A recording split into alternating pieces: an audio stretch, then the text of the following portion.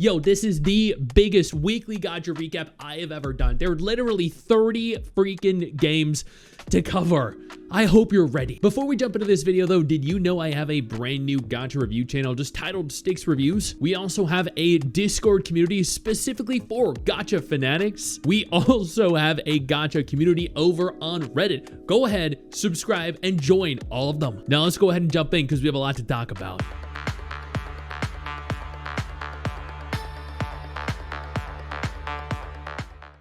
As always, we're gonna start this off with the gacha games that are shutting down. CounterSide announces end of service and reboot project. CounterSide was one of the first gacha games that I ever covered as part of my worst gacha ever video series back at the beginning of this channel. This is very sad to see. I noted here, it's a disappointment.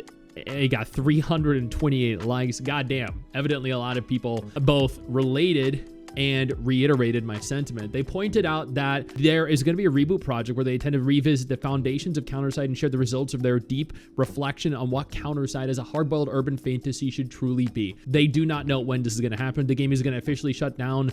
It could be indefinitely. Maybe the project will end up not being very fruitful for them and they'll just cancel it. But as of right now, the game is shutting down on August 25th, and then maybe a year, maybe several years from today, we'll get a reboot of the game. Who knows? Black Beacon has officially shut down in China as well, which is kind of hilarious because I called it. They got to version 1.3, which was one version more than the global version got. This game had so much potential, but they just squandered all of it. Ash Echoes is now officially dead. Goodbye global. Day one player, and I played until the end, undergoing maintenance indefinitely. This was another game I actually did enjoy. They sponsored me, and I think I played it for like the entire first month. I cleared a ton of content, and I really enjoyed what I played, but I don't even know why it failed. I really don't. Towatsugai was a gacha game from Square Enix. I don't think this game ever released outside of Japan.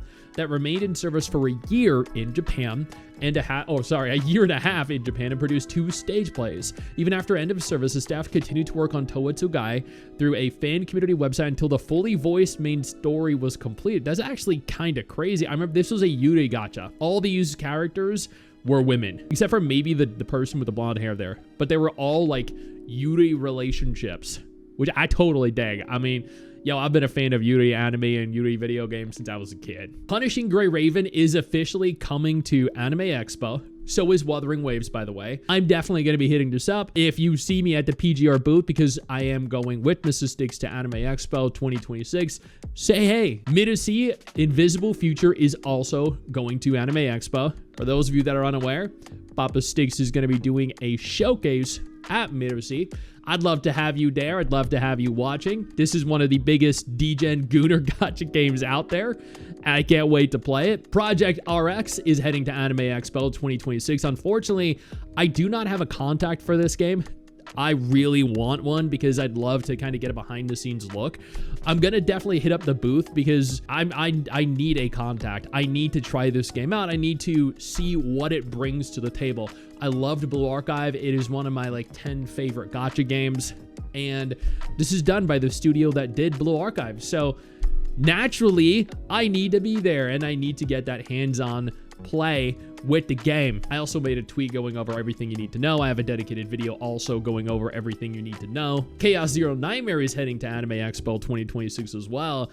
They recently released a music video, which was an absolute banger. And dude, like to this day, I still love Chaos Zero Nightmare. I'll get occasionally to play it, but man, I'm also going to be doing a showcase at Chaos Zero Nightmare's booth. If you guys are interested, if you guys want to see me there, I'd love to say hey and maybe play a little bit of the game, talk about our favorite waifus. The Seven Deadly Sins Origin is celebrating their 100-day anniversary. They're titling it 100 Days Together, a thank you event. This is actually kind of cool. It looks like they're giving away some stuff, 1,000 star fragments, 10,000 star fragments. Oh, if they reach to what, 700? Oh, wait, these are a chance. This is a giveaway. Ah, damn, I thought everyone was getting like, you know, thousands of star fragments for polls. It's gonna be like, oh, that's really cool, but it looks as though, yeah, I don't know. It looks as though that definitely may not be the case. That's kind of sad, but either way, 100 days, and I've heard they're actually doing pretty well.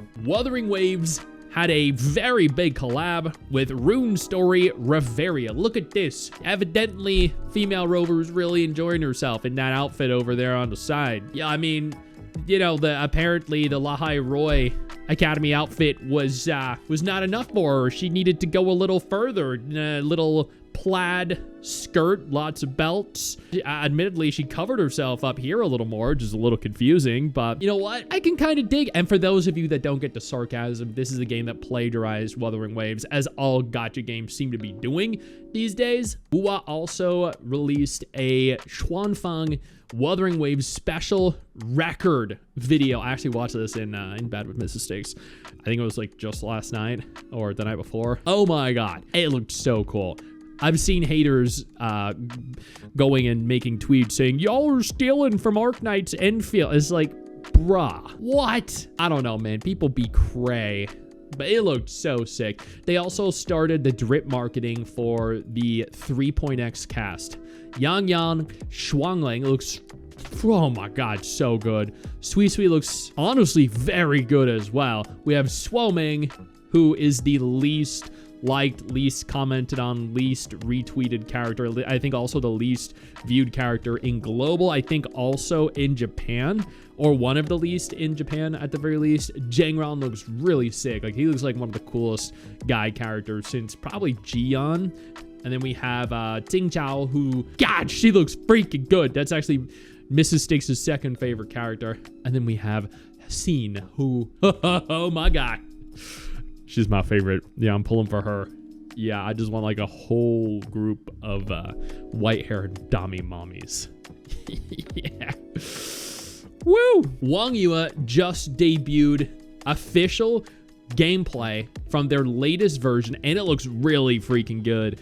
Like, they overhauled the characters entirely, so many of them. We actually got to see all the characters in action using perfect dodges, all their abilities, character swapping, ultimates, going up against multiple boss fights. It was really sick. We got to see the character animations as well inside the character screens, and they look really good. Like, the jiggle physics on these characters are freaking divine, dude. On June 19th, Star Saver posted their dev notes in the official thread over on their website. They have an event roadmap, the Sonatane for the Forgot. This looks sick, by the way.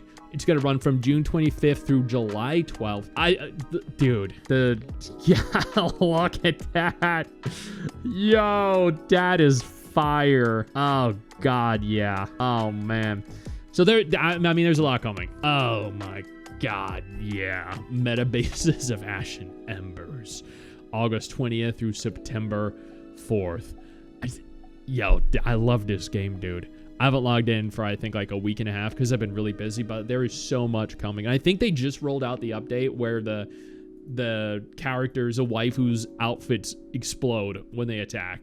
So it was the blonde chick. It was, where is she? Her here. Yeah. So her clothes, yeah, they blow up and leave nothing to the imagination. Honkai Impact 3rd previewed version 8.9. Lives flourish where feathers fall. Now, admittedly, I have never been a fan of Honkai Impact 3rd. Not because I think it's a bad game, but it's just that I've never had the time to actively get into it and thoroughly enjoy it because there's like a decade or more worth of content to get through. And I have a very finite amount of time. So while I love the character designs and I enjoyed the combat, I was just never really like a big fan of it, which, don't get me wrong, doesn't mean I dislike it. I just wish I had the time to actually play it. Ayakashi Daikou is a new gacha game that launched actually today. All right. It looks like this is a husbando gacha game. Yep. So for all the ladies out there, here you go. Genshin Impact previewed their Luna 8 Sunny Summer Fontanalia trailer. I did see this trending over on social media, or at least one of the characters trending over on social media. By the way, in the next few months, I'm going to be starting Genshin Impact from scratch. I was supposed to start like a month ago, but man, I got overwhelmed with sponsors. NTE sponsored me. I did, I think, about 18 sponsored videos and streams for NTE the month it launched, or the first 30 days of its launch, and it was overwhelming because I had to also do normal streams, do normal videos, and then also do normal sponsors. And then, you know, in like a week and a half, going to be going to Anime Expo. I have 11 different sponsors just in, I think, like, what, July 1st through July 15th. So I'm not going to have any time at all in July. But after that, I'm definitely going to attempt to get into Genshin and stream it from the beginning until the end, so I can then accurately talk about it and accurately do reviews of it. Yo, I don't mean to interrupt the video, but I need to take a moment here to thank all my incredible patrons over on Patreon whose support continues to allow for me to do regular videos like this every single day on this channel. Thank y'all so much, including our YouTube channel members. You guys mean the world to me. So do you guys as viewers as well. Now, without further ado, let's continue. Sort of Convallaria, Schnaz above fate. Okay, I'm assuming, is this an update, or it looks like Songs of Dunes new expansion unveiled. All new expansion for Sort of Convallaria, Song of Dunes will be revealed. Okay, so I guess this ties into it then. Yeah, oh my god, these characters look fire. Okay. Aether Gazer released their Tomorrow's Threnody. I'm gonna be honest, I don't know what the hell that word means. It's a song or a poem. Really? A speech of lamentation. So they're lamenting over. So a sad poem. Okay, interesting. Hey, you learn something new every day. Although, admittedly, I'm never going to use that word ever again, but at least I'll know what it means moving into the future. I wonder if this is as gooner as their previous trailers. They are officially adapting Chainsaw Man into a mobile gacha game. In the official trailer, from what I saw, like, this entire thing is just animated, and it looked sick. It really did. My concern here, though, as I note, is a lot of anime adapted gacha games tend to be very cheap, tend to be very low quality, and tend to be cash grabs. But maybe this one will be different. I don't know. I'm hoping it is, because, like, there are, what, like 3 that aren't. That's it. Epic 7 is holding their summer update. A secret summer arrives with the crashing wave. I see Big Boba. I see bikini outfit. Yep, I know what this is. This is absolute gooner, and I'm all for it. Additionally, episode 6 for Epic 7 was just released and introduced the game's first 2 twin heroes who were absolute freaking babes. Like, look at these characters. Damn! Seriously, look at that. Jesus! If that doesn't make you want to play the game, I don't know what will, bro. Arknights is rolling out their new event on the 22nd. I ain't even gonna attempt to pronounce that. So they actually sponsored me just a few months ago, and it was for another event, or I don't know, like a character that I didn't know the name of, and they're like, you need to pronounce the whole thing, and I'm like, how? And they were like, they spelled it out for me, and I'm like, that didn't help. Can you send a voice recording with how it's supposed to be pronounced? Oh man. Speaking of Arknights, Arknights Endfield's Japanese revenue and growth data has been revealed, and it is apparently banging in Japan. I'm a big fan of the game myself. I'm gonna be at the Arknights Endfield booth doing a showcase, probably the 3rd or the 4th. If you guys are there, I'd love to see you come on over, say hey. But I very much so enjoy the game, and I'm glad to see that lots of people are continuing to download it, and it's still making good money. Neverness just rolled out their newest character, Chaos, and admittedly, everyone I know skipped him. Because, yeah, at the end of the day, not many people want to pull for male characters. The previous character that came out, Lacrimosa, I think she broke records for the game, did absolutely incredibly. This character is doing the absolute opposites, and you know, it makes sense. Like, I saw him when he appeared during the story, and I was like, nah, this dude's an NPC looking mother. But I'm looking forward to multiple new characters that are coming that we've seen recently. ZZZ has officially launched on Steam and apparently did pretty damn well. 15,000 player peak on its debut day. That is very good. I think that deserves a round of applause. I'm glad to see ZZZ doing well. and I hope for nothing more than its success moving into the future. SSSS Gridman and Ultraman collabs are coming to Girls Frontline 2. I know what Ultraman is, but what the hell is Gridman? I'm gonna be real with you. I've never seen that in my life. But the girls look, oh my god. Oh my god. I can see why the collab is coming to Girls Frontline 2 and what you're gonna be able to do in your, in their room. Shadowverse Worlds Beyond is holding their first anniversary event, which is, I mean, that's actually awesome. I'm glad that this game is still doing well as well. Dawn's Edge opens pre-registration. This is a brand new wuxia gacha game. They're calling it the ultimate multiverse fantasy RPG, and it looks like absolute trash. This, maybe I'll do, I might do a dedicated video on this just to kind of elaborate on how trash this game is. Although if it fails, I know for a fact people are then going to start labeling me, a hater that killed the game, like they always do. Aniimo revealed their gameplay showcase. Honestly, this actually looked very cool. Mrs. Six and I watched the showcase in bed. I think it was like 3 nights ago, and we're very impressed with it. There were some WTF moments where you're like, what was that? Why did they do that? No, actually, that was like half the trailer, but the other half of the trailer looked very cool. Light and Night Sea is officially live. This is another husbando gacha game.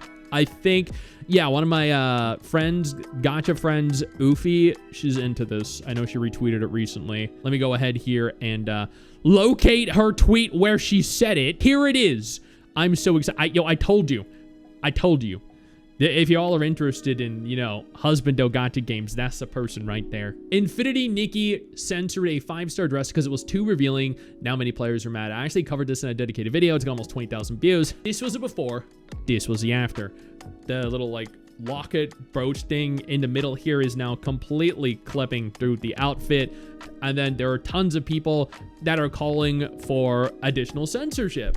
They're saying now the rest of the game needs to be censored. This outfit needs to be censored. That outfit needs to be censored. All the outfits need to be censored. And there are also people in the comment section here. I'm not going to go and highlight them because I don't want tens of thousands of people to see their names, but they are also defending the censorship, saying, why are you making a big deal out of a paid outfit being altered after it was released? That's totally okay. And no, it's not. It's really not. If you get an outfit, that outfit deserves to remain the same indefinitely. And that is it. That is every bit of gacha news that mattered to me over the course of the last week.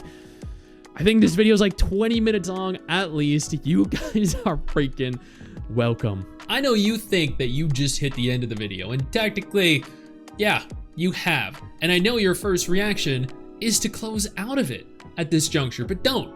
No, instead, I urge you to take a moment here and click one of the videos on screen that are coming up in just a moment so you remain up to date with everything going on in the gacha genre. Trust me, you are not going to regret doing so. Stay flaccid.